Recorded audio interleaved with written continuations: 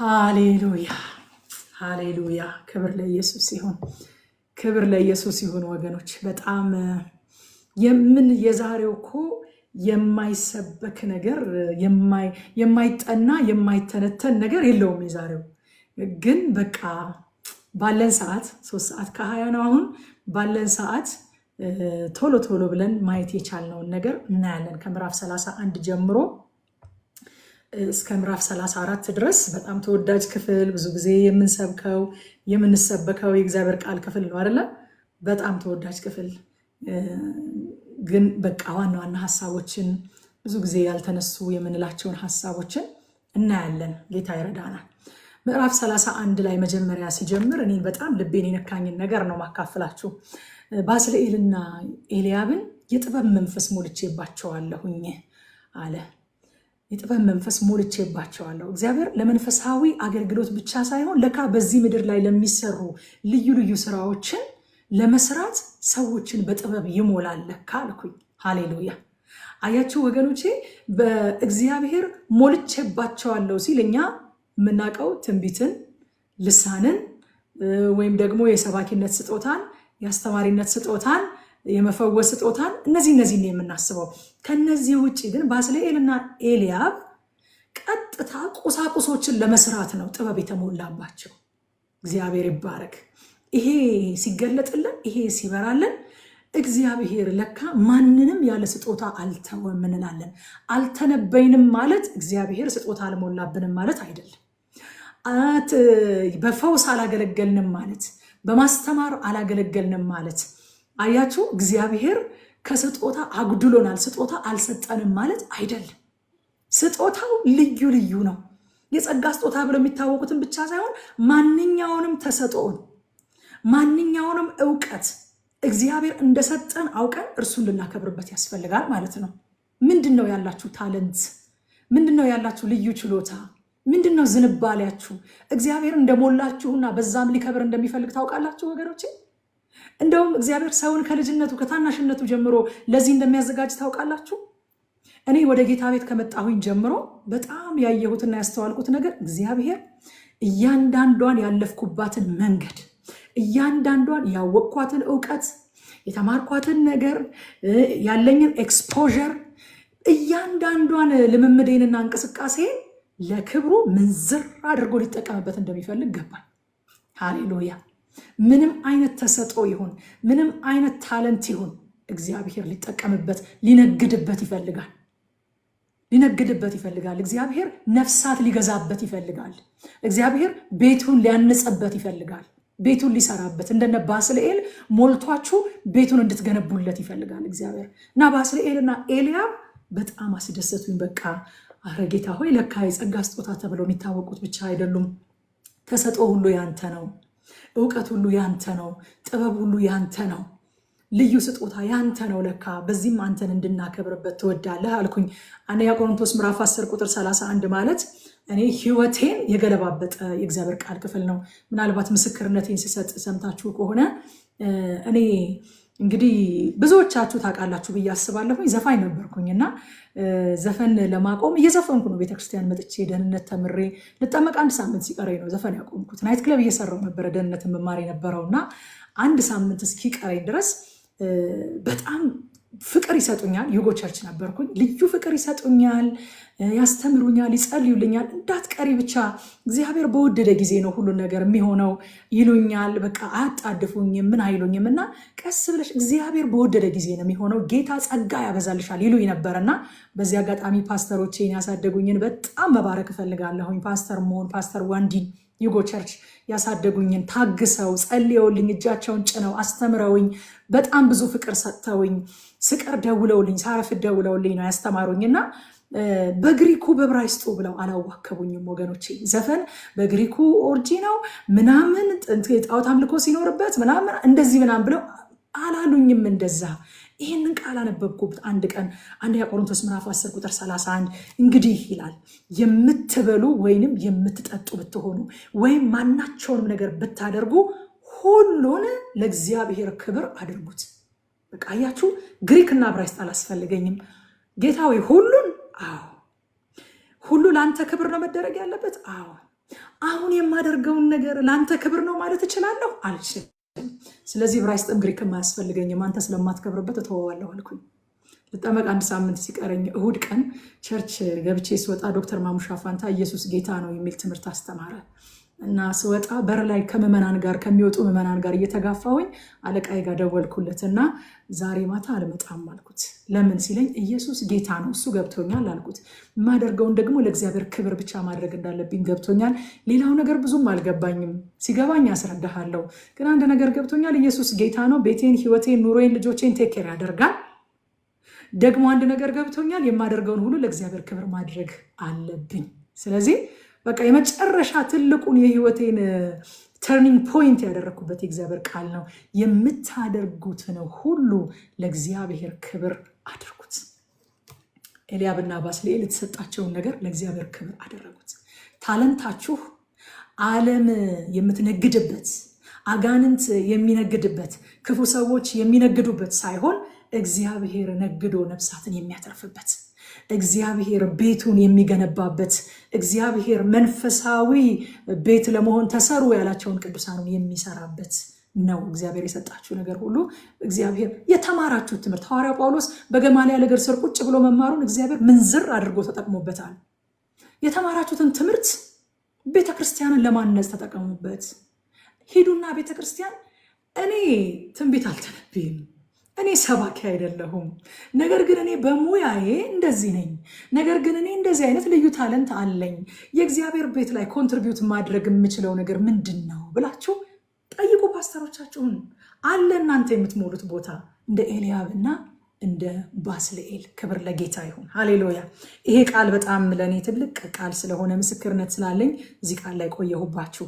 በማደሪያው ውስጥ ያለው መንፈሳዊ ስራ ብቻ ሳይሆን ቁሳዊም ስራ መንፈሱ በሞላባቸው ሰዎች እንዲሰራ አዘዘ እግዚአብሔር። አያችሁ፣ ቁሳዊው ስራ ይሄ የሽመና ስራ፣ የአናጺነት ስራ፣ የቀጥቃጭነት ስራ፣ የመጥረብ የማስተካከል የአናጺነት፣ እነዚህን ስራዎች እግዚአብሔር መንፈሳዊውን ብቻ ሳይሆን ማጠኑን መስዋዕት ማቅረቡን ብቻ ሳይሆን እነዚህን ራሱ መንፈስ የሞላባቸው ሰዎች እንዲሰሩልኝ የምፈልገዋል። ሃሌሉያ።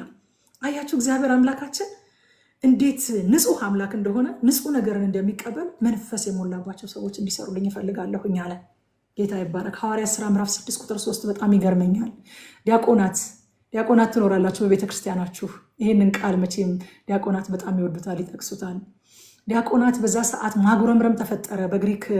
በግሪክና በአይሁድ መበለቶች መካከል አድሎ ተፈጠረ። ምግብ በሚገባ እየተዳረሰ አይደለም፣ እየታደለ አይደለም ተባለና ዛ ቸርቿ ውስጥ የመጀመሪያ ቸርች ውስጥ ትልቅ ማጉረምረም ተፈጠረ እና ሐዋርያቱ ቁጭ አሉና እኛ በጸሎትና በቃሉ እንተጋለን፣ የእግዚአብሔርን ቃል ትተን ማዕድን እናገለግል ዘንድ ይሄ ከኛ ይራቅ አሉ። ስለዚህ ከመካከላችሁ ምን እናደርጋለን አሉ። ቁጥር 3 ላይ ወንድሞች ሆይ በመልካም የተመሰከረላቸው።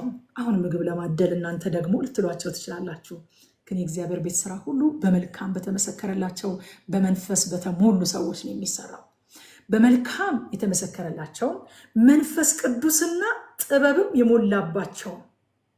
ሃሌሉያ። ነገር እኮ ምግብ ማደል ነው። መበለቶቹ እንዳይበደሉ አድሎ እንዳይፈጠር በትክክል ምግብ ማደል ነው። ግን ሐዋርያቱ ምን አሉ? የእግዚአብሔር ቤት ስራ ማንኛውም ስፒሪቹዋሉም ሆነ ፊዚካሉ፣ መንፈሳዊም ሆነ ቁሳዊው ስራ የእግዚአብሔር ቤት ስራ የሚሰራው በመልካም በተመሰከረላቸው መንፈስና ጥበብን እግዚአብሔር በሞላባቸው ሰዎች ነው የሚሰራው አለ። ሃሌሉያ። በእነዚህ ሰዎች እንምረጣሉ። እንምረጥ። መንፈስ ቅዱስና ጥበብ የሞላባቸውን 7 ሰዎች ከእናንተ ምረጡ፣ ለዚህም ጉዳይ እንሾማቸዋለን። እንትን ሐዋርያት ሊያደርጓቸው አይመስልም? አሁን በእኛ ዘመን እኮ ሹመት የምንለው ሐዋርያነት፣ ከዛ ደግሞ ትንሽ ካነሰ ነብይነት፣ ከዛም ትንሽ ካነሰ የተነጫነጭን የምንቀበለው ፓስተርነት፣ የተነጫነጭን ደግሞ አስተማሪነት፣ ከዛ በጣም እየከፋን ወንጌላዊነት ነው ሹመት የምንለው። ነገር ግን ሐዋርያቱ ምግብ የሚያድሉ ዲያቆናትን እንሾማቸዋለን አሉ። በእግዚአብሔር ቤት ጥቂቷን ነገር ማድረግ፣ የእግዚአብሔርን ቤት ናታኒም ሆኖ ማጽዳት። አቤቱ ነፍሴ ማደሪያዎችህን እንዴት ወደደች አለ ዳዊት። የእግዚአብሔርን ማደሪያዎች ወደን ለእግዚአብሔርን ቤት ማጽዳት ሹመታችን ነው። እናንተ ሹመት ነው። በእግዚአብሔር ቤት ምግብ ማደል ሹመት ነው። ኦርዴን እናርጋቸው እንሹማቸው አሉ። ግን በእግዚአብሔር ቤት በቃ ሁሉ ነገር በጥበብና በመንፈስ በተሞሉ መልካም በተመሰከረላቸው ሰዎች እንዲሰራ የእግዚአብሔር ሰዎች ሐዋርያቱ ሲያዙ እናያለን። ሐዋርያት እንግዲህ ምግብ ለማደል ሰዎችን ሲመርጡ ያስቀመጧቸው መመዘኛዎች ማንኛውም ስራ በእግዚአብሔር ቤት ውስጥ መንፈሳዊ እንደሆነ ያሳየናል። መንፈሳዊ ነው ማንኛውም ስራ ማለት ነው። ከዛ በኋላ የሰንበትን መታሰቢያ ሲናገር እግዚአብሔር ለምን ሰንበትን እንደሰጣቸው ሲናገር የምቀድሳችሁ እኔ እግዚአብሔር እንደሆንኩ ታውቁ ዘንድ ምልክት ነው አለ። ሰንበት ራሱ የምን መታሰቢያ ነው? የምቀድሳችሁ እኔ ራሴ እግዚአብሔር እንደሆንኩኝ ምልክት ይሁን፣ ታውቁ ዘንድ ምልክት ይሁን ሰንበት ሲላቸው እናያለን ማለት ነው። ሃሌሉያ ጌታ ይባረክ። ሰንበታችን ክርስቶስ የሚቀድሰን ራሱ እግዚአብሔር ለመሆኑ ምልክታችን ነው። አሁን እስራኤላውያን ሰንበትን ሲያስቡ፣ ሰንበትን ሲያከብሩ፣ በሰንበት ሲያርፉ ምን ያስባሉ? የሚቀድሰን ራሱ እግዚአብሔር ነው፣ ለዚያ ምልክቱ ይሄ ሰንበት ነው ይላሉ። እኛ ደግሞ በአዲስ ኪዳን ሰንበታችን ክርስቶስ አይደል? እረፍታችን እሱ አይደል? ወደ እሱ ገብተን አርፈን የለ ኢየሱስን ስናይ የሚቀድሰኝ ራሱ እግዚአብሔር ነው፣ ምልክቴም ይኸው ክርስቶስ ነው። ሃሌሉያ ክርስቶስን ሳይ ይሄ ትዝ ይለኛል፣ የሚቀድሰኝ ራሱ እግዚአብሔር ነው። ወገኖች የሚቀድሳችሁ ራሱ እግዚአብሔር ነው። ትናንትና ብለናል አይደለ? ቅድስና ለእግዚአብሔር፣ ቅድስና በእግዚአብሔር። የምንቀደሰው ለእግዚአብሔር ነው። ደግሞ የምንቀደሰው በራሳችን ሳይሆን በራሱ በእግዚአብሔር ነው። እኔ ራሴ እንደምቀድሳችሁ ምልክት ይሁናችሁ ብሎ ሰንበትን ሰጣቸው ማለት ነው። ከዛ ቁጥር 18 ላይ አለፍ አለፍ እያልኩ ነው ማየው። እግዚአብሔርም ከሙሴ ጋር በሲና ተራራ የተናገረውን በፈጸመ ጊዜ በእግዚአብሔር ጣት የተጻፈባቸው ከድንጋይ የሆኑ ሁለቱን የምስክር ጽላቶች ሰጠው ይላል። ትናንትና ኤርምያስ 31 አንስቼላችሁ ነበር። ይሄ ኤርምያስ 31 ራሱን ላንበበው። 31 የመጽሐፍ ቅዱስ ኮርነር ነው ብያችኋለሁ። ኮርነር ኦፍ ዘ ባይብል፣ ኩርባ መታጠፊያ፣ በቃ ተርኒንግ ፖይንት ነው ኤርምያስ 31 ማለት። እነሆ ከእስራኤል ቤትና ከይሁዳ ቤት ጋር አዲስ ቃል ኪዳን የምገባበት ወራት ይመጣል ይላል እግዚአብሔር ይልና ከግብፅ ምድር አውጣቸው ዘንድ እጃቸውን በያስኩበት ቀን ከአባቶቻቸው ጋር እንደገባሁት ያለ ቃል ኪዳን አይደለም ይላል። ለሙሴ እንደሰጠሁት አይነት ማለት ነው። አይደለም እነርሱ በኪዳኔ አልጸኑምና እኔም ቸል አልኳቸው ይላል እግዚአብሔር። ከእነዚያ ወራት በኋላ ሃሌሉያ ከእስራኤል ቤት ጋር የምገባው ቃል ኪዳን ይህ ነውና ይላል እግዚአብሔር፣ ሕጌን በልቡናቸው አኖራለሁ። ያኛው ምን ላይ ነው ብያቸዋለሁ? በድንጋይ ላይ ነው ያኖረው እግዚአብሔር። በእግዚአብሔር ጣት የተጻፈባቸውን ከድንጋይ የሆኑ ሁለት የምስክር ጽላቶች የሰጠው። አሁንስ እግዚአብሔር ምን አለ? በእነዚያ ወራት ምን አደርጋለሁ? ሕጌን በልቡናቸው አኖራለሁ፣ በልባቸውም እጽፈዋለሁ። እኔ የአምላክ እሆናቸዋለሁ፣ እነሱም ሕዝብ ይሆኑኛል አለ። ሃሌሉያ ጽላቱ ተቀየረ። ሕገ እግዚአብሔር አሁን በልቦናችን ላይ ነው የተጻፈው። በድንጋይ ላይ አይደለም የተጻፈው፣ በልቦናችን ላይ ተጻፈ። ከዛ ሐዋርያው ጳውሎስ ይህንን ክፍል አመጣና ሁለተኛ ቆሮንቶስ ምዕራፍ 3 ቁጥር 3 ላይ ይህንን ክፍል ስቦ አምጥቶ ኮት አደረገው። ምን ብሎ? እናንተም በሕያው እግዚአብሔር መንፈስ እንጂ በቀለም አይደለም፣ ሥጋ በሆነ በልብ ጽላት እንጂ በድንጋይ ጽላት ያልተጻፈ በእኛም የተገለገለ የክርስቶስ መልእክት እንደሆናችሁ የተገለጠ ነዋል። ሃሌሉያ በቀለም አይደለም አለ።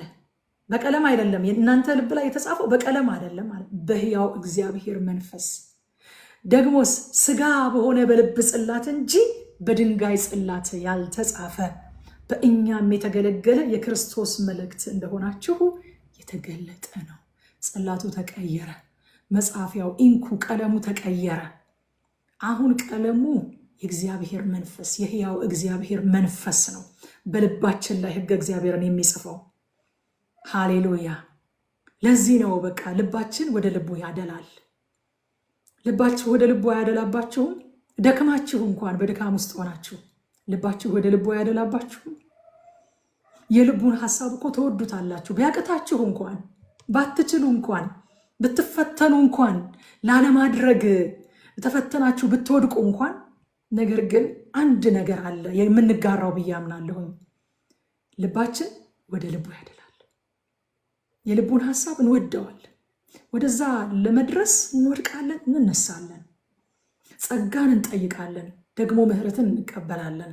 ከእናንተ መካከል ሕገ እግዚአብሔርን በልቡ የተጻፈውን የእግዚአብሔርን ፈቃድ ተላልፎ ደስ ብሎት በፍጹም ደስታ ውስጥ ሐሴት እያደረገ የሚኖር ሰው እንደሌለ እርግጠኛ ነኝ። ለምን እንደሆነ ታውቃላችሁ? በሕያው እግዚአብሔር መንፈስ በድንጋይ ጽላት ላይ ሳይሆን በልባችሁ ላይ እግዚአብሔር ፈቃዱን ጽፎታል። ታውቃላችሁ። ከዚህ በፊት ጥቅሱን አንብባችሁ ባታውቁ ራሱ የሆነ እግዚአብሔር የማይወደውን ነገር ልባችሁ ይነግራችኋል። ጥቅሱን ኮት አድርጋችሁ ራይት ዴር ማምጣት አትችሉም። አንዳንድ ጊዜ ምን መች እንደዚህ ተብሎ ተጽፏል፣ ስለዚህ ጉዳይ እስኪ ንገረኝ፣ እሺ ንገረኝ፣ አታድርግ የሚል አለ፣ እንትን አታጭስ የሚል አለ፣ ንገረኝ እስኪ ምናምን ይሏችኋል ሰዎች። በቃ ልባችሁ የልቡን ሲፈልግ ታገኙታላችሁ። የልባችንን መሻት በመንፈሱ ቀለም በስጋ ልባችን ላይ ባተመው ፈቃዱ ቀይሮታል። በክርስቶስ መልእክት ልባችን ታትሟል። ሃሌሉያ፣ ጌታ ይባረክ። ከዛ ምዕራፍ 32 ላይ ነው የምንሄደው። ሃሌሉያ። እዛ ምዕራፍ 32 እንደምታውቁት ሙሴ ሄዶ ቀረ አሉ። ሰው መቼም ትዕግስት የለውም። ሰው ትዕግስት ሲያጣ ነው ብዙ ነገሮች ውስጥ የሚገባ። እግዚአብሔር ደግሞ እምነት በትዕግስት ነው የሚፈተነው ይላል። በትዕግስት እና ምን አሉት? ያ ከግብፅ ምድር ያወጣን ሙሴ የት እንደደረሰ አናውቅም አሉ። ስለዚህ እኛ እንደ አሕዛብ በፊታችን የሚሄዱ አማልክት እንፈልጋለን። የምናየው ነገር አያችሁ፣ ሰውም እንደሚፈልግ የምናየው ነገር ስራለን፣ በፊታችን የሚሄዱ አማልክት ስራለን አሉት። ሐዋርያ ጳውሎስ ምን ብሎናል? ግን እኛ እንግዲህ ሁል ጊዜ ታምነን በእምነት እንጂ በማየት አንመላለስም ብሎናል። እስራኤል ምን ጠየቁ? የሚታይ ነገር ስጠን አሉት። ከዛ ቁጥር 10 ላይ ጥጃ ሰራላቸው። እንደምታውቁት ወርቃችሁን አምጡ አለ። የአሮን አገልግሎት ቅድም ስጸልይ እንዳልኳችሁ ነው። ከታች ወደ ላይ ነው የሚያገለግለው። አሮናዊ አገልግሎት ምን ይመስላል መሰላችሁ? ህዝቡ ምን ይወዳል? ህዝቡ ምን ሲባል ደስ ይለዋል? ህዝቡ ምን ይፈልጋል? ይሄ አሮናዊ አገልግሎት ነው። ሙሴያዊ አገልግሎት እንዴት እንደሆነ ታውቃላችሁ? ወደ ደመናው ይገባል። ህዝቡ ቢመቸውም ባይመቸውም፣ ህዝቡ ቢቆረቁረውም ባይቆረቁረውም፣ ደስ ቢለውም ባይለውም ከደመናው ውስጥ የእግዚአብሔርን ሐሳብ ይዞላቸው ይወርዳል። ወደ ተስፋይቱ ምድር የሚወስደው ሙሴ ከደመና የሚያመጣው ሐሳብ ነው እንጂ አሮን ከህዝብ በድምፅ ብልጫ የሚሰበስበው የህዝብ ሐሳብ አይደለም። ወገኖቼ ሰዎችን እናገለግላለን። የምናገለግላቸው ግን እግዚአብሔር ለነሱ ይጠቅማቸዋል ይበጃቸዋል ብሎ በሰጠን ነገር ነው እንጂ እነሱን ደስ በሚያሰኝ ቃል፣ እነሱን በሚያባብል ቃል ሐዋርያው ጳውሎስ እንዳለው ማለት ነው። በሚያባብል በጥበብ ቃል እንዳልመጣሁባችሁ ታውቃላችሁ። ወደ እናንተ በመጣው ጊዜ አለ መንፈስንና ኃይልን በመግለጥ ነው የመጣሁት አለ። በጌታ በኢየሱስ ስም እንደዚህ አይነት ትውልድ እግዚአብሔር ያስነሳ በቤቱ መንፈስንና ኃይልን በመግለጥ እንጂ በጥበብ ቃል የዘመኑን ቋንቋ በመሰብሰብ ምንድነው አሁን ያለው በጣም የሚነገረው ነገር ኮንቴምፖራሪ ነገር በመለቃቀም ህዝቡን ደስ ለማሰኘት ህዝቡን ለመኮርኮር ይሄ የአልዓዛር ውሾች የአልዓዛርን ቁስል ላይፈውሱለት ይልሱለት እንደነበረ የህዝቡን ቁስል ዳርዳሩ እያከኩ ከማገልገል እግዚአብሔር ያውጣል። አንዱም በቃ በፋይናንስ መፈታት ያለብን ወገኖች የለዛ ነው። አንድ ሰው ምን እንዳለ ታውቃላችሁ? ገንዘብን መውደድ የኃጢአት ሁሉ ስር ነው አለ። ግን ደግሞ ገንዘብን ማጣትም ከዛው ባልተናነሰ የኃጢአት ሁሉ ስር ነው አለ። ምክንያቱም ብዙዎች ጸጋቸውን የሸጡት፣ ብዙዎች የማያምኑበትን ነገር የተናገሩት፣ ብዙዎች ንጹሑን የእግዚአብሔርን ቃል የሸቀጡት በእጥረት ምክንያት ነው። እጥረት ብዙዎችን ቅባታቸውን አስበልቷል። ብዙዎችን ጸጋቸውን አስጥሏል። ብዙዎችን ስፍራቸውን አስለቅቋል። ብዙዎች ንጹሑን የእግዚአብሔርን ቃል እንዲሸቅጡ አድርጓል። ስለዚህ በቃ ከእጥረት መፈታት አለብን። ጌታን እንደዚህ በሉት፣ በእውነት እንደዚህ በሉት። ተሳሉ። በቃ እግዚአብሔር ስለት ይሰማል። በነገራችን ላይ ተፈትቼ ላገለግል እፈልጋለሁ። ያንተን ብቻ ሀሳብ ማገልገል እፈልጋለሁ። የሰውን ፊት የአገልጋዮች እዚህ ውስጥ ካላችሁ የሆነ አስራት የሚሰጥ ሰውዬ፣ ትልቅ አስራት የሚሰጥ ሰውዬ እንዳይከፋው እያልኩ ማገልገል አልፈልግም። በቃ እኔ እንድትባርከኝ የምፈልገው፣ ጓዳይን እንድትሞላ የምፈልገው፣ ተለቅቄ ሀሳብህን ማገልገል እንድፈልግ ነው በሉት። እግዚአብሔር ይሰማችኋል። አሮን የሰው ፊት እያየ ነው የሚያገለግለው። ስራልን ሲሉት እሺ የጆሮ የአንገት ጌጥ ወርቅ አምጡ ምናምን አለ። ከዛ ቀጠቀጥኩት፣ ከዛ እሳት ውስጥ ወልኩ፣ ከዛ ጥጃ ሆኖ ወጣ። አያችሁ በቃ አጋጣሚው የፈጠረለትን ነገር ገጣጥሞ ከዛ እንደዚህ ሆነ። ይሄ ነው አሮናዊ አገልግሎት። በጌታ በኢየሱስ ስም አሮን ለኛ ምሳሌያችን አይደለም። ህዝቡን ስድ ለቀቃቸው አለ እግዚአብሔር። ህዝብን ስድ የሚለቅ አገልጋይ እንዳትሆኑ ይጠብቃችሁ። አሮን ህዝቡን ስድ እንደለቀቃቸው ህዝቡም ስድ እንደተለቀቁ ባየ ጊዜ የሙሴ ቁጣ ነደደ ይላል። ጌታዬ አይቆጣ፣ ይሄ ህዝብ ክፉ ህዝብ እንደሆነ ሁልጊዜም ክፉ ነገር እንደሚፈልጉ ታውቃለህ። ሊገሉኝ ነበር እኮ ሙሴ የለም የሚታይ ነገር ስራልኝ ሲሉኝ ወርቃቸውን አምጡ አልኳቸው፣ እሳት ውስጥ ቀጠጥኩት፣ ጥጃ ሆኖ ወጣ። ይሄ ማብራሪያ አይሆንም። ይሄ ሙሴ አልተቀበለውም። ምን በደሉ አለው። አያችሁ ይሄ በደል ነው። በቃ ይሄ የሆነ በቀል ነው የሚመስለው አለው። ምን በድለው ነው እንደዚህ አይነት ክፋት እንደዚህ አይነት መዓት የእግዚአብሔር ህዝብ ላይ ያመጣህባቸው አለው። ለምንድን ነው ትክክለኛውን ነገር ያልነገርካቸው? ቢሰሙህም ባይሰሙህም ለምንድን ነው ቢወግሩህ አይሻልም ነበር ወይ? እንደዚህ እግዚአብሔርን እንዲበድሉ የልባቸውን ሐሳብ ተከትለው እንዲሄዱ ከምትለቃቸው፣ ስድ ከምትለቃቸው፣ ጆሮአቸውን የሚኮረኩር ነገር እያስተማርካቸው፣ የሚፈልጉትን ነገር እየተናገርካቸው፣ ስድ ከምትለቃቸው፣ ሊገሰጽ የሚገባውን ተባርከሃል ከምትለው ማለት ነው። እግዚአብሔር ገስጽልኝ መልስልኝ እያለህ አንተ ግን ተከናወን፣ በርታ፣ ተባርከሃል ስትለው ምን በድሎህ ነው የሚለው የእግዚአብሔር ቃል። ምን በደሉህ? ይሄ በቀል ነው፣ አገልግሎት አይደለም። ሰዎችን ቢቆረቆራቸው ቢመቻቸው ትክክለኛውን የእግዚአብሔርን ሐሳብ አለመንገር እንደ በቀል እንደ ክፋት ነው ሙሴ ያነሳው። ምን አደረጉ አለው። የእግዚአብሔር ቁጣ እኮ በእነሱ ላይ ነደደ። አጠፋቸው ዘንድ ተወኝ ሙሴ አለ እግዚአብሔር። ልክ እንደ ሰው በቃ ገላጋይ፣ ሙሴ ገላጋይ፣ እግዚአብሔር ተገልጋይ ሆነው ማለት ነው። ተወኝ ሙሴ፣ አጠፋቸው ዘንድ ተወኝ። ይሄ አንገተ ደንዳና ህዝብ ነው። ወዲያው ሳቷል። ብዙ አልቆየም። በነገራችን ላይ አይተናል እኮ ዘጸአት 20 ላይ ነው የተሰጣቸው ትእዛዙ። 31 ላይ ስንመጣ ጥጃ ሰርተዋል። ቅርጽ እንዳትሰራ ተብሎ 20 ላይ ተነግሯቸው 31 ላይ ስንመጣ ቅርጽ ሰርተዋል። ፈጥነው ያዘዝኳቸውን ነገር ሳቱ አለ። ጥጃ ለራሳቸው ከወርቅ ሰርተው ቅርጽ ሰርተው እያመለኩ ነው አለ። እኔ ለሌላ ህዝብ አደርግሃለሁ ሙሴ አለ። ለሌላ ህዝብ አደርግሃለሁ። በቃ ተዋቸው እነዚህ ናል። የእግዚአብሔር ቁጣ ነደደ። ህዝብን እንዳንበድል፣ ህዝብን የጠቀምን መስሎን፣ ህዝብን ያስደሰትን መስሎን፣ ለጊዜው አሜን አሜን አስብለን፣ ለጊዜው አጫጩኸን፣ ነገር ግን ህዝብን ከበረከት የሚያጎድል፣ ህዝብን የሚያስረግም፣ ህዝብን ከእግዚአብሔር መንገድ የሚያወጣ፣ ህዝብን አንገተ ደንዳና የሚያደርግ፣ የእግዚአብሔርን ድምፅ እንዳይሰማ፣ መመለስ ካለበት አቅጣጫ እንዳይመለስ ከሚያደርግ አገልግሎት እግዚአብሔር ይጠብቅ። በቃ በእውነት አለማገልገል ይሻላል ወገኖቼ። ከእናንተ ብዙዎች አስተማሪ ባይሆኑ ይመረጣል ብሎናል መጽሐፍ ቅዱስ። እውነት በእርግጥ እግዚአብሔር ያለንን የማንናገር ከሆነን ባንሆን ይመረጣል፣ ባናገለግል ይመረጣል። ምን በድለው ነው እንዲህ ስድ የለቀቃቸዋል? በጌታ በኢየሱስ ስም፣ በጌታ በኢየሱስ ስም እግዚአብሔር በእውነት ጭካኔ ያስገባባችሁ ዛሬ። በቃ እዚህ ቦታ ላይ ያላችሁ የምታገለግሉ ደግሞም ወደፊትም ወደ አገልግሎት ውስጥ የምትገቡ ህዝብ የሚሰማችሁ እግዚአብሔር የአንድም የሁለትም ሰው ጆሮ የሰጣችሁ ህዝብን ስድ የምትለቁ ሳትሆኑ ህዝብን እንደ ሙሴ ገስጻችሁ የምትመልሱ፣ በእግዚአብሔር ፊት ደግሞ ስለ ህዝብ የምትማልዱ። ሙሴ ህዝብን ይገስጻል፣ በእግዚአብሔር ፊት ደግሞ ለህዝብ ይቆማል። አሮን ግን የለበት፣ እግዚአብሔር ይገስጸው። በጣም ቆየሁበት እዚህ ላይ። አሁን ቁጣዬ እንዲቃጠልባቸው እንዳጠፋቸው ተወኝ፣ አንተን ለታላቅ ህዝብ አደርግሃለሁ አለው እግዚአብሔር። አያችሁ፣ በቃ የኃጢአት ደሞዝ ምንድን ነው? ሞት ነው። ነገር ግን ሙሴ መካከለኛ ሆኖ ስለ ህዝቡ ማለደ።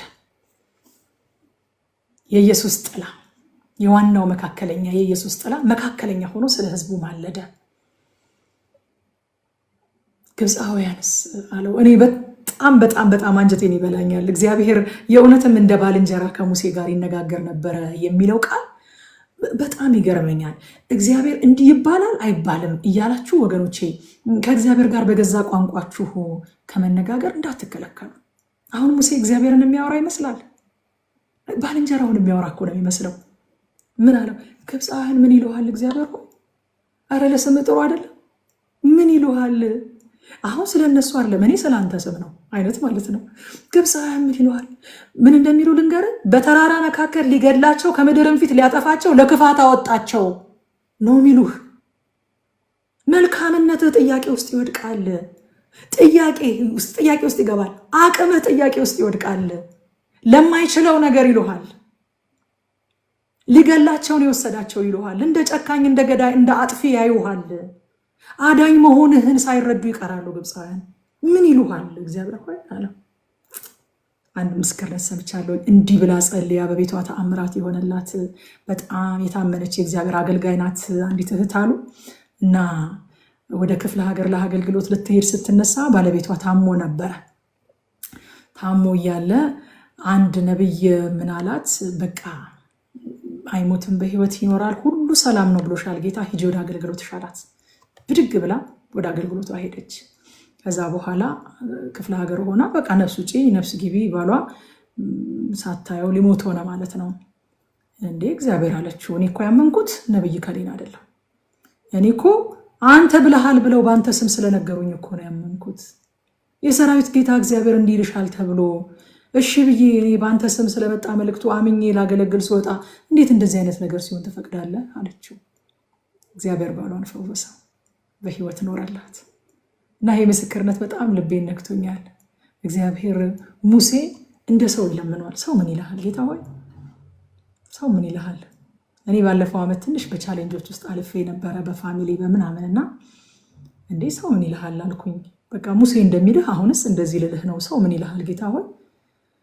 እንዴ አንተን ማገልገል ማለት ይሄ ነው ይበሉህ እንዴ? ደግሞ ምን ይልሃል ሰው አልኩት። ሙሴ እንዳለው ማለት ነው በሉት፣ በራሳችሁ ቋንቋ አናግሩት። ምን ይሄ እነሆና ዘንድ ካልጨመርን የማይሰማ አምላክ ያለን እንዳይመስላችሁ። ምንም እነሆ አያስፈልግም፣ ምንም ዘንድ አያስፈልግም። እግዚአብሔር በራሳችሁ ቋንቋ ይሰማችኋል። ሰው ምን ይልሃል ጌታ ሆይ እንዴ ሲሉ ሰማው ሙሴ።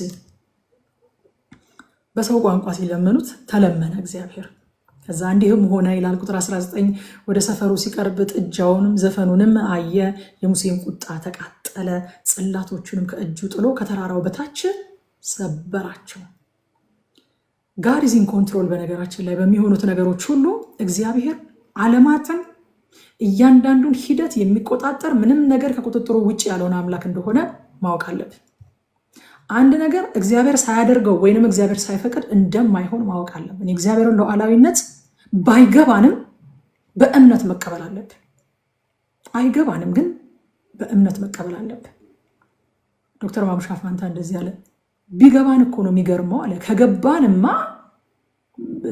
አምልኳችን እንዲዘርባ አያደርግም አለ። ጠንቅቀን ከተረዳ ነው በዚህ ጭንቅላታችን ጠንቅቀን የምንረዳው አምላክ ከሆነ በእውነት ልክ አይደለም አለ።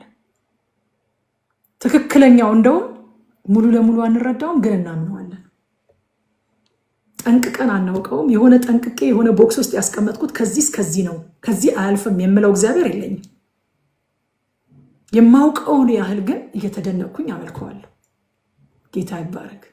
እዚህ ቦታ ላይ የጽላቱን መሰበር እግዚአብሔር የሕግጋቱ መሰበር ምልክት አድርጎ ሲጠቀምበት እናያለን። ድሮውንም ሊሰብሩት እንጂ ሊጠብቁት አልተሰጣቸውም። ኃጢአታቸውን ሊገልጥ እንጂ ሊያጸድቃቸው አልተሰጣቸውም እኮ። ሰው ሕግ ካልመጣ ኃጢአተኛ መሆኑን ማወቅ አይችልም ወገኖች።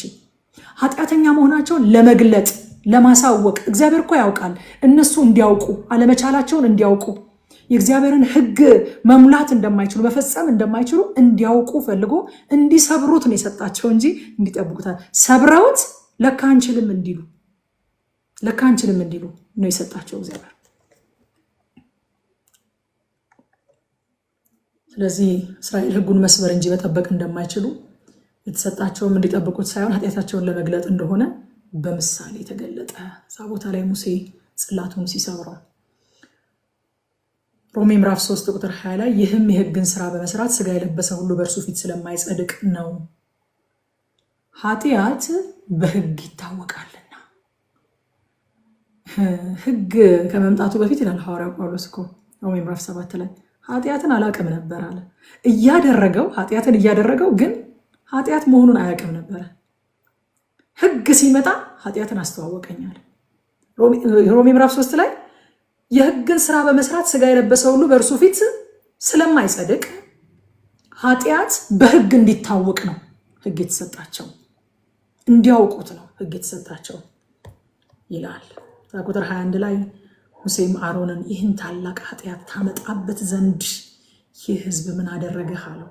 የዛሬ ኤምፋሲስ መንፈስ ቅዱስ ልቤ ላይ ያከበደው ይሄ ቃል ነው። በሕዝብ ላይ ወገኖች ኃጢአትን አናምጣ፣ በሕዝብ ላይ እርግማንን አናምጣ፣ ሕዝብን ከእግዚአብሔር ፍቃድ አናውጣ። ይሄ በደል ነው፣ በደል ነው። በቃ ይህ ታላቅ ኃጢአት ታመጣበት ዘንድ ይህ ሕዝብ ምን አደረገ? ያሉኝን እኮ ነው የሰጧቸው እኮ። ያሉትን መስጠት እኮ ሕዝብን መበደል ነው ወገኖቼ። ሕዝብ እኮ የሚያስፈልገውን ነገር አያውቅም።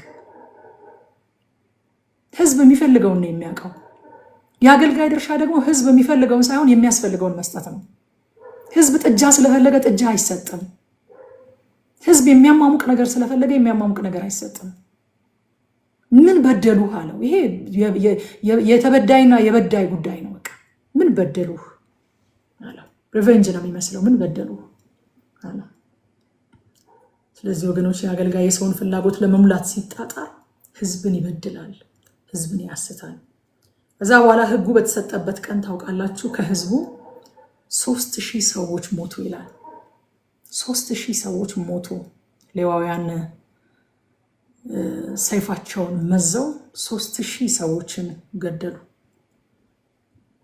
መንፈስ ቅዱስ በወረደበት ቀን ሐዋርያት ሥራ ምዕራፍ 2 ላይ 3000 ነፍሳት ዳኑ።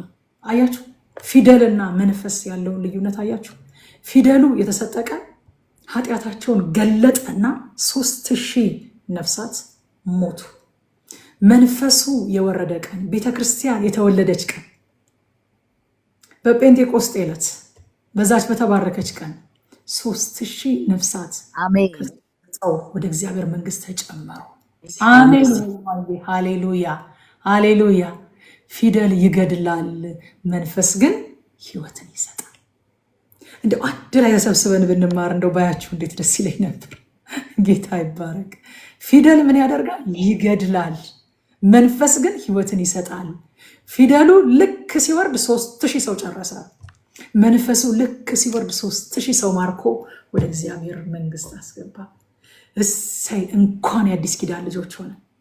እኛ ያለንበት ኪዳን እኮ እናንተ ወደኋላ እየሄድን ደመናና እሳት ጭጋግ ምናምን የምንናፍቅበት ኪዳን ሳይሆን አባቶቻችን ከሩቅ አይተው የተሳለሙት ሊያዩት ፈልገው ያልደረሱበት ውድ የሆነ አካል የሆነ የሚበልጥ የተሻለ የሚልቅ ኪዳን ውስጥ እኮ ነው ያለነው።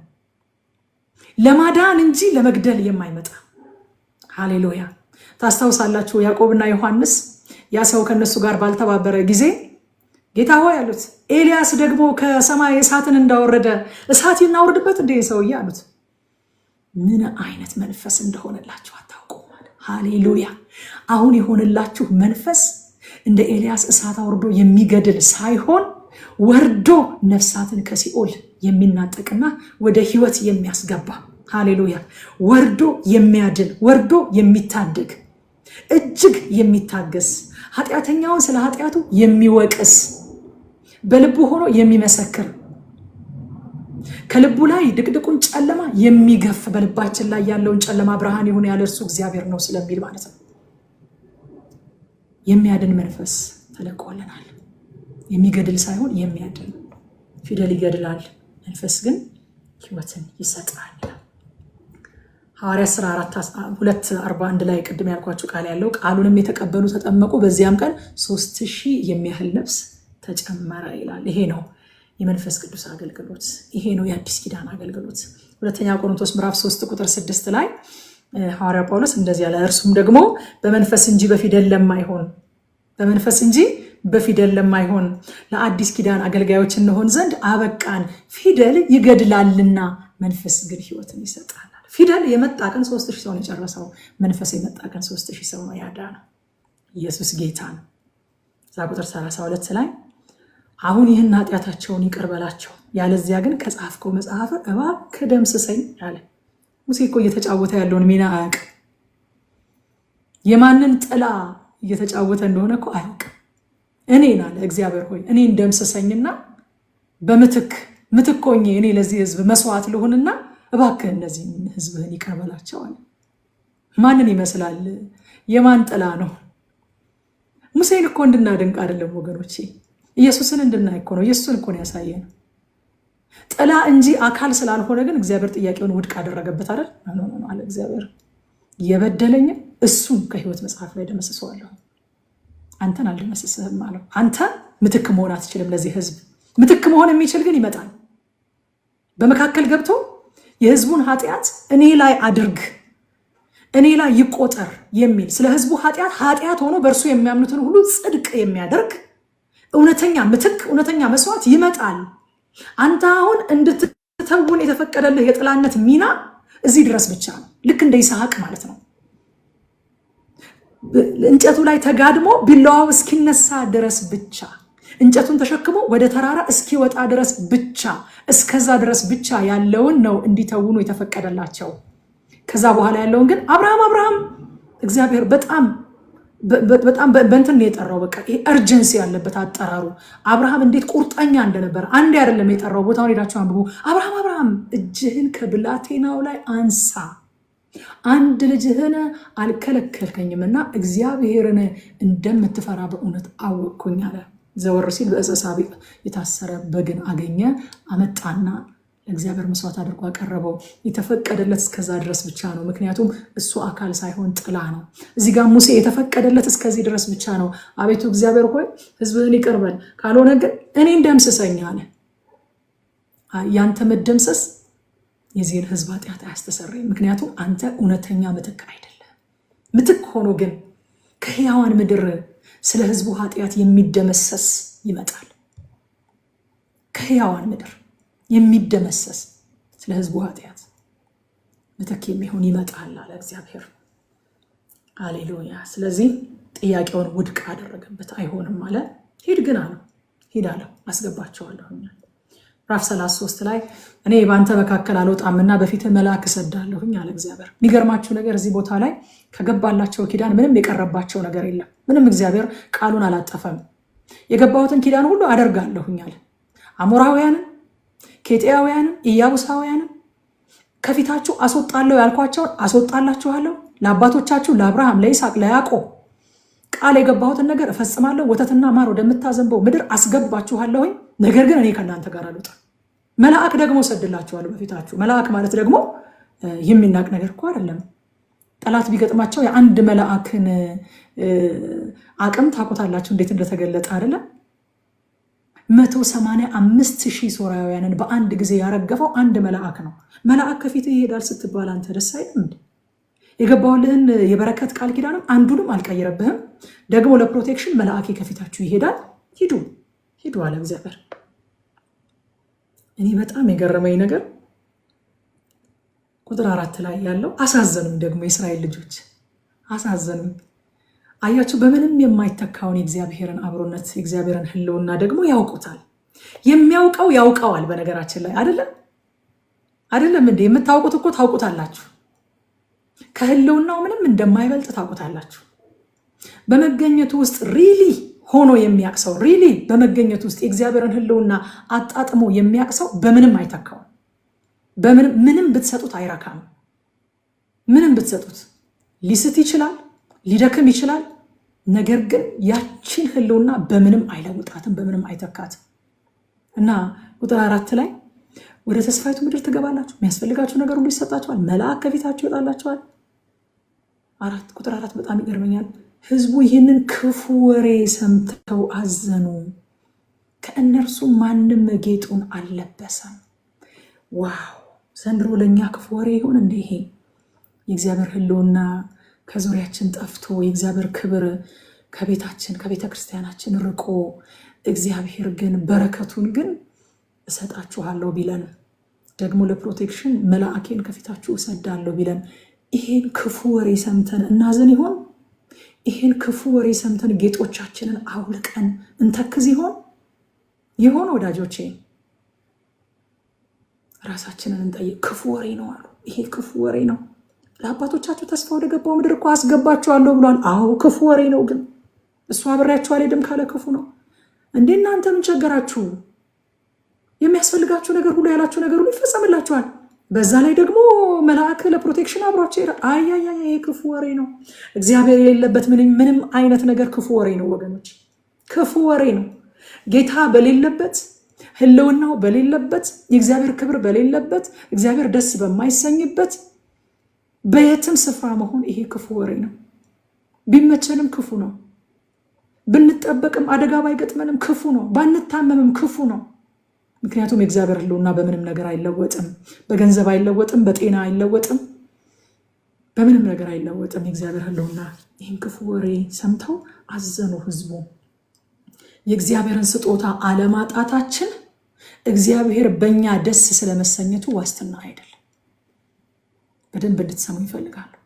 የእግዚአብሔርን ስጦታ አለማጣታችን እግዚአብሔር በእኛ ደስ ስለመሰኘቱ ማረጋገጫ አይደለም፣ ዋስትና አይሰጥም። አይደለም። እግዚአብሔር ስጦታውን ሁሉ ሰጣችኋለሁ፣ ምንም የማስቀርባችሁ ነገር የለም። ዛሬ እኮ በእኛ ጊዜ በቃ እግዚአብሔር በፋይናንሻል ነገር የባረከው፣ በጤንነት የባረከው፣ የሚፈልገውን ነገር ሁሉ የሚያደርግ ሰው በቃ እግዚአብሔር ደስ የተሰኘበት ሰው ነው። እሱን መምሰል ነው የምንፈልገው፣ በሱ መንገድ መሄድ ነው የምንፈልገው። ስኬት ማለት እሱ ነው። ስለዚህ ምን ትባላላችሁ መሰላችሁ? ቃል በቃል የተሳካለት ሰው እሱን አስመስል፣ የእሱን ፉትስቴፕ ተከተል ትባላላችሁ። ስኬቱ ግን ምንድነው? ቁስ ነው። ቁስ እኮ ሰጣችኋለሁ ብላችኋል እግዚአብሔር። ግን እግዚአብሔር በእነሱ ደስ ብሎታል እንዴ? አላለው። እንደው ቁጣይ ነዷል። ተወኝ ሙሴ ልጨርሳቸው እያለ እኮ ነው እግዚአብሔር። ግን ማርና ወተት የምታፈሰው ምድር ከሆነ የምትፈልጉት ሂዱ፣ አስገባችኋለሁ፣ ሰጣችኋለሁ። እሱ ከሆነ በረከት ማለት ሂዱ፣ ሰጣችኋለሁ። ፕሮቴክሽን ከሆነ የምትፈልጉት መልአኬን ከፊታችሁ ሰዳለሁ፣ እኔ ግን አብሬያችሁ አልወጣም። የበረከት ቁንጮ፣ የበረከት ጥግ፣ ክራውኑ፣ የበረከት ክራውን አክሊሉ የእግዚአብሔር አብሮነት ነው። የኛ ገነታችን የእግዚአብሔር መገኘት ነው። አንድ ጊዜ ሲንገል ምን አለ? ገነትን ገነት ያስባለው የእግዚአብሔር መገኘት ነው አለ። እግዚአብሔር ካልተገኘበትማ ብሔረ ጽጌ ነው አለ። ገነታችን የእግዚአብሔር መገኘት፣ ገነታችን ኢየሱስ፣ እሱ የሚከብርበት፣ እሱ ደስ የተሰኘበት። ሃሌሉያ ሃሌሉያ። ከእግዚአብሔር የምንቀበለው የትኛውም ነገር እግዚአብሔርን አይሆንልንም። እግዚአብሔርን የሚያሳጣን ከእግዚአብሔር እጅ የምንወስደው ነገር አይኖር ወገኖች፣ አይኖር። በቃ ዝጋብኝ የስኬቴን መንገድ አለች እኮ ሐኒ እያለ ዝጋብኝ የስኬቴን መንገድ፣ ይቅርብኝ ካልመጣ ካንተ ዘንድ።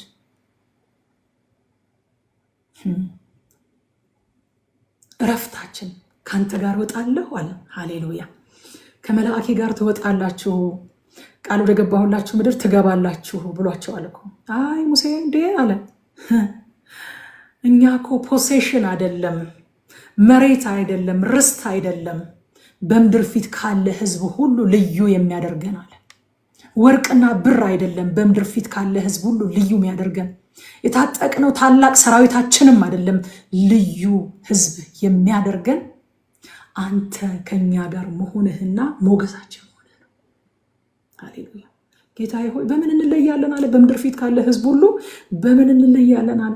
መሬቱን ይዘነው ተራ፣ ብሩን ይዘነው ተራ፣ ወርቁን ይዘነው ተራ፣ በጠላት ሳንሸነፍ ድሉን ይዘነው ግን ተራ ህዝብ እንሆናለን።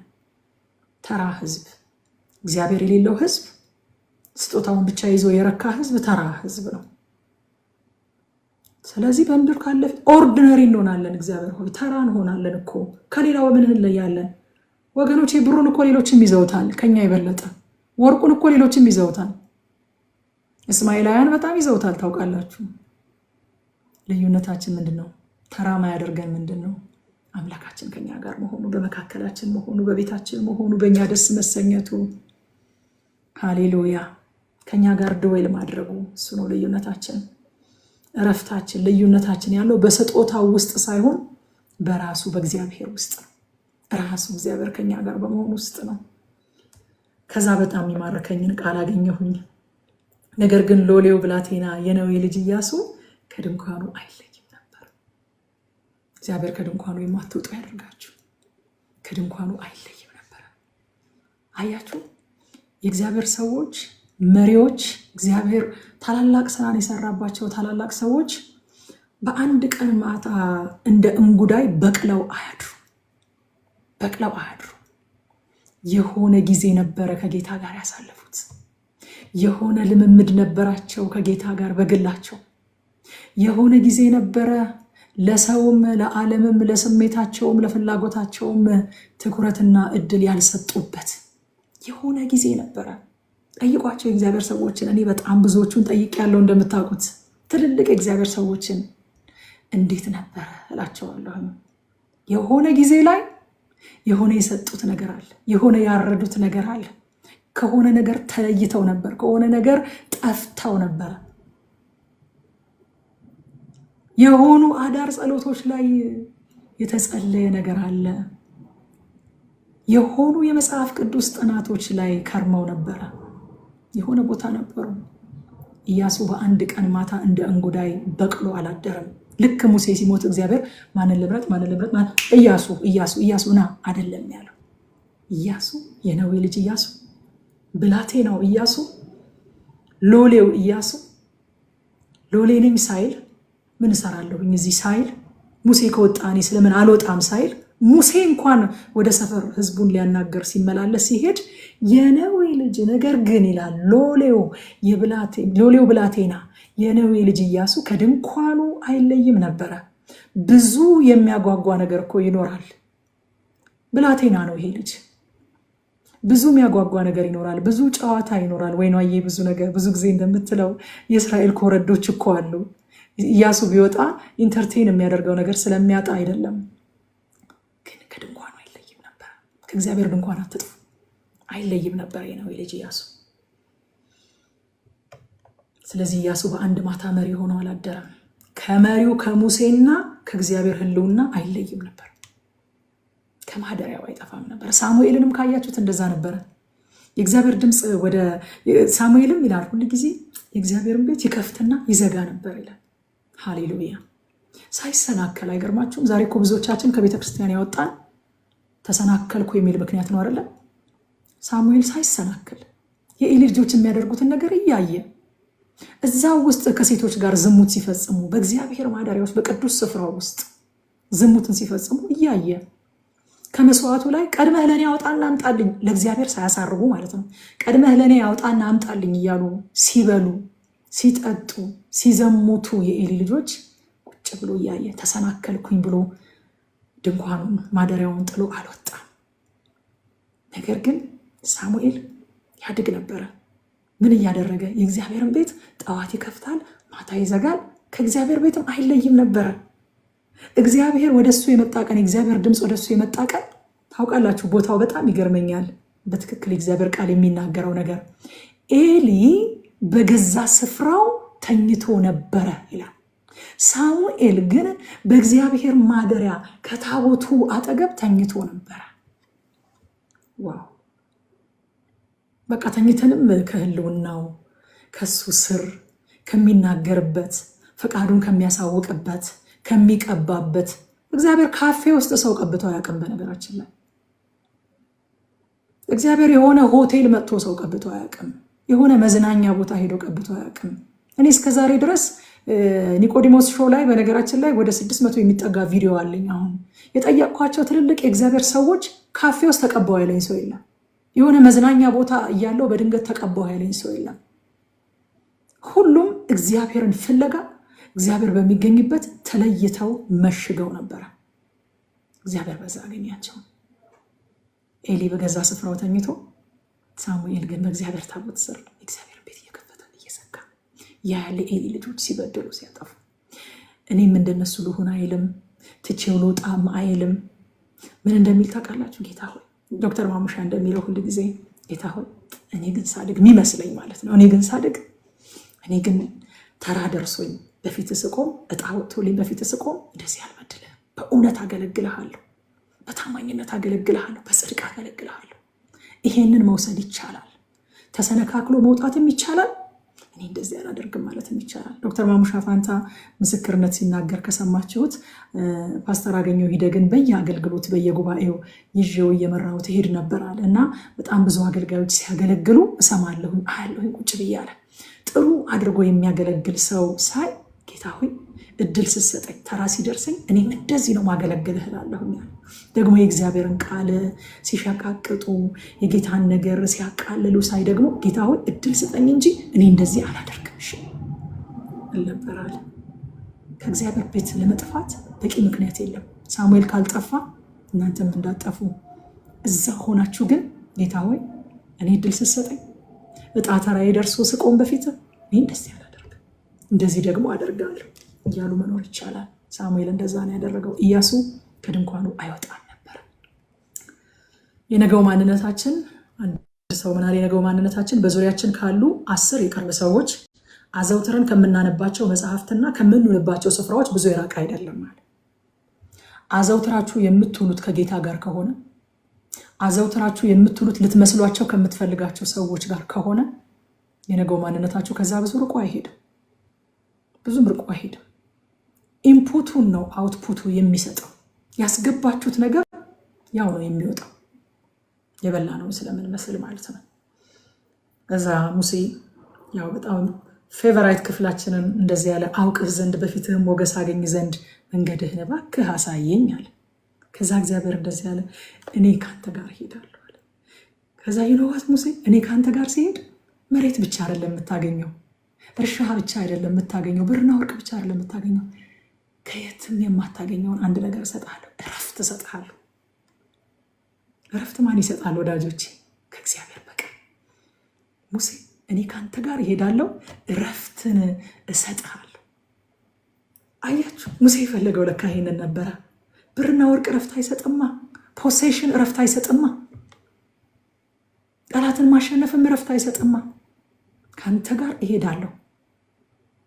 ምን ስፔሻል ጊፍት እንዳለኝ ታውቃለህ? እኔ ስገኝ ሌላውን እኔ በሌለሁበትም ልልክልህ እችላለሁኝ አለ። እኔ ስመጣ ግን ከኔ ጋር የሚመጣ አንድ ስፔሻል ስጦታ አለ። እረፍት ይባላል። እረፍት እሰጥሃለሁ፣ አሳርፍህም አለው አለ። ማረፍ ያለው ከእግዚአብሔር ጋር ሲጓዙ ነው። ከዛ እንደዚህ ያለ ሙሴ እባክህ ክብርህን አሳየኝ። የእግዚአብሔር መልስ ይገርመኛል። መልካምነቴን በፊትህ አሳልፋለሁ። ሙሴ የጠየቀው ክብር፣ እግዚአብሔር አሳያለሁ የሚለው መልካምነት ምንድን ነው ነገሩ ወገኖቼ? እባክህ ክብርህን አሳየኝ ማለት ኢማጂን የሆነ ካፌ ሄዳችሁ እባክሽ ማኪያቶ አምጪልኝ ስትሏት ውሃ አምጣላችኋለሁ ብትላችሁ እንደማለት እኮ ነው። እባክህ ክብርህን አሳየኝ ሲለው መልካምነቴን ሁሉ በፊትህ አሳልፋለሁ አለ እግዚአብሔር። ለምን መሰላችሁ ወገኖቼ? የእግዚአብሔር ክብርና የእግዚአብሔር መልካምነት የአንድ ሳንቲም ሁለት ገጽታዎች ናቸው። የእግዚአብሔር ክብር የሚወጣው ከኃይለኝነቱ ሳይሆን ከመልካምነቱ ነው። በሰው ቋንቋ ላስረዳችሁ። አንዳንድ ሰዎች የሉ ኃይለኛ ስለሆኑ የምታከብሯቸው፣ እሱ ባይዘወይ ክብር አይደለም ፍርሃት ነው። እውነተኛ ክብር፣ እውነተኛ አክብሮት የሚወጣው ከመልካምነት ነው። በመልካምነታቸው የምታከብሯቸው ሰዎች አሉ። ውይ የእሱን ላሳዝነው አልፈልግም የምትሏቸው፣ ያ ክብር እውነተኛ ክብር ነው። ሬቨረንሻል ፌር፣ ዝም ብሎ ይሄ ትራምብል የሚያደርግ የሚያንቀጠቅጥ ፍርሃት ሳይሆን ሬቨረንሻል አክብሮት የተሞላበት ፍርሃት ይኖራቸዋል። ስለ መልካም ሰዎች ማለት ነው። ስለ መልካም ሰዎች አያችሁ። እግዚአብሔር ክብርህን አሳየኝ እግዚአብሔር ሆይ ሲለው አይ ብሎ አይደለም መልካምነቴን ያለው። እንዳልከኝ ያደርጋለሁ መልካምነቴን በፊት። እግዚአብሔር ለይቶ አይጠራውም ክብሩንና መልካምነቱን። ለምን? የክብሩ ምንጭ ክብሩ የሚፈልቀው ከመልካምነቱ ውስጥ ስለሆነ። መልካምነት የሌለበትን ክብር እግዚአብሔር ክብር አይለውም። ክብር ማለት ትርጉሙ ራሱ የመልካምነት ነጸብራቅ። መልካምነቴን በፊትህ አሳልፋለሁ አለ። ከዛ ሰው አይቶኝ አይደለምና ፊቴን ማየት አይቻልህም አለ። ታውቃላችሁ ዮሐንስ ወንጌል ምዕራፍ 1 ቁጥር 18 ላይ መቼም ቢሆን አለ ዮሐንስ፣ መቼም ቢሆን እግዚአብሔርን ያየው አንድስ እንኳ የለም፣ በአባቱ እቅፍ ያለ አንድ ልጁ እርሱ ተረከዋል። ተረከው ማለት ምን መሰላችሁ? ይኸውላችሁ እግዚአብሔር ምን ይመስላል መሰላችሁ? የቀሚሱ ዘርፍ የመድረኩን እንትን የሞላ ዙፋኑ በጣም የሚያብረቀርቅ እንደዚህ ያለ አይደለም የተረከው። ገለጠው። እንዴት አፍቃሪ እንደሆነ አፍቅሮ ተረከልን። እንዴት መሐሪ እንደሆነ ምሮ ገለጠልን። እንዴት ቸር እንደሆነ ቸርነት አድርጎ ገለጠልን። ፈዋሽ እንደሆነ ፈውሶ ገለጠልን። በድርጊት ነው የተረከው ኢየሱስ፣ በድርጊት ነው።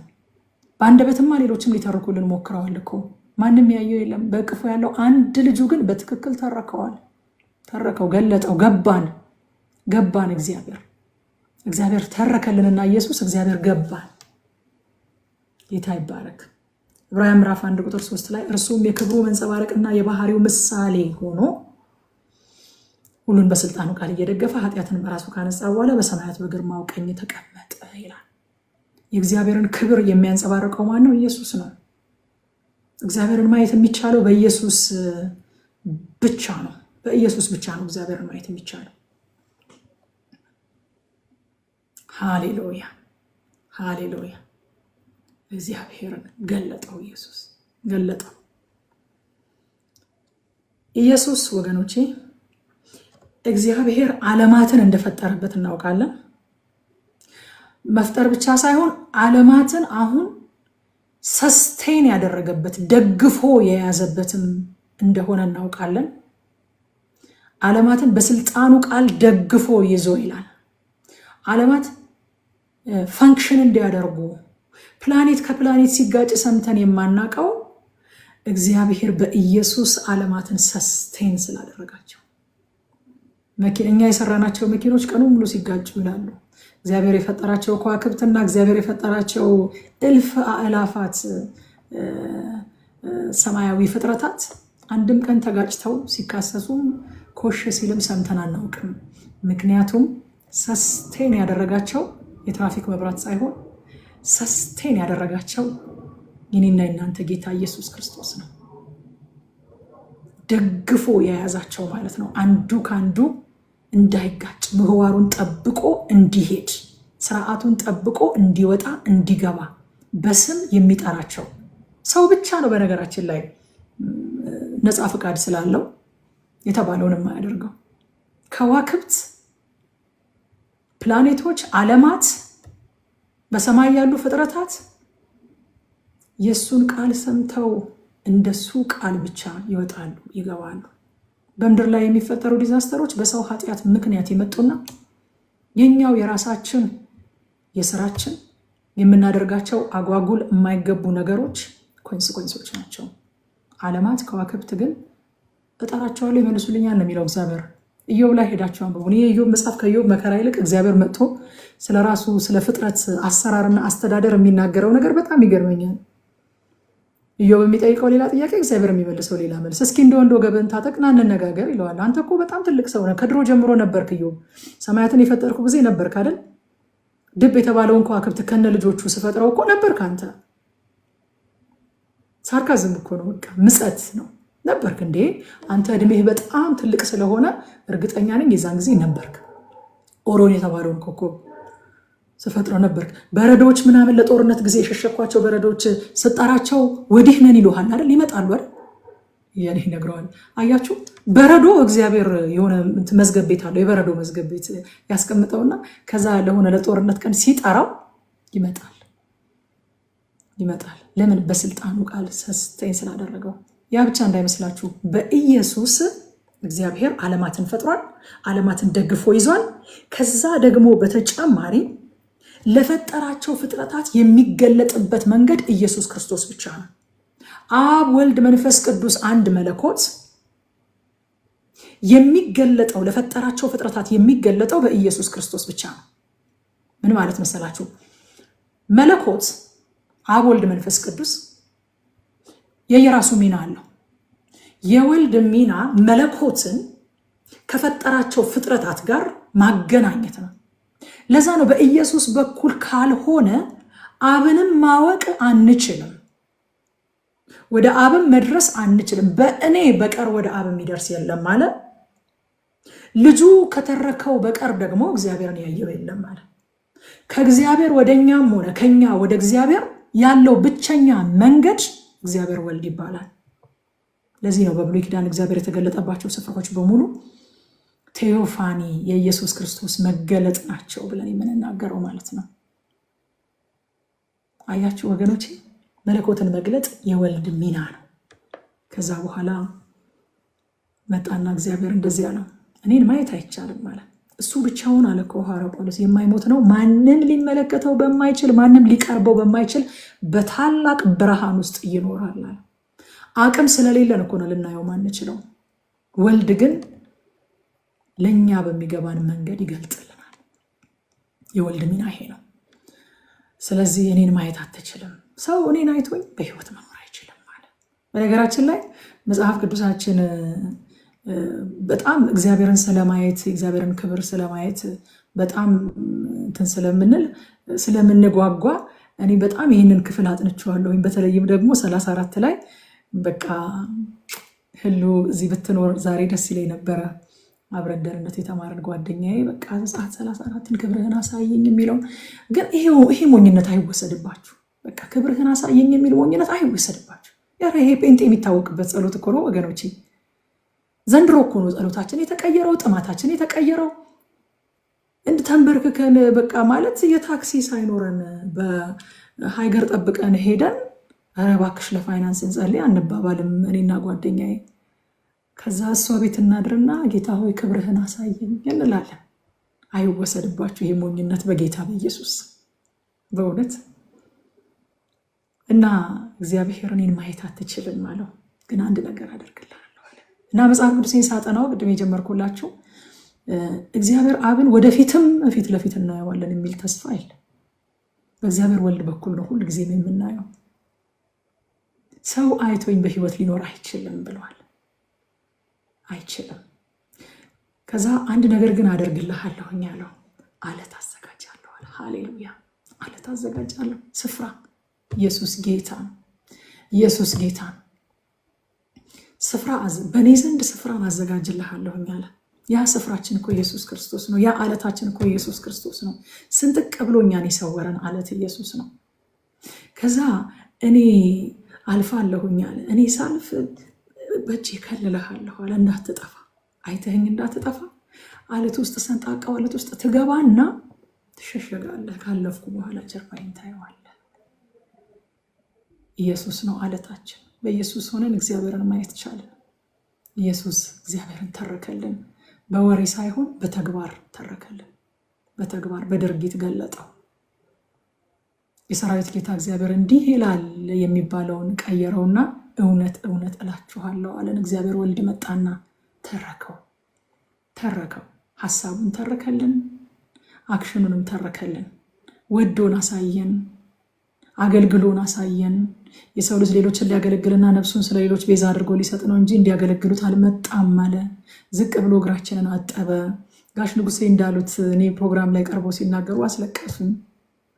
እግዚአብሔር ወልድ እኛ ሰፈር ገባና እኛ ጎጆ ውስጥ አደረ አሉ እና የእኛን እንጀራ በላ። እኛ ታንኳ ላይ ተሳፈረ። እኛ መቀመጫ ላይ፣ እኛ በርጩማ ላይ ተቀመጠ። አለታችን ኢየሱስ። ሃሌሉያ! እሱ ውስጥ ተሰውረን እግዚአብሔር ያዘጋጀልን ስፍራችን፣ እሱ ውስጥ ተሰውረን እግዚአብሔርን አየን፣ እግዚአብሔርን ተረዳን። ሃሌሉያ! ጌታ ይባርካችሁ።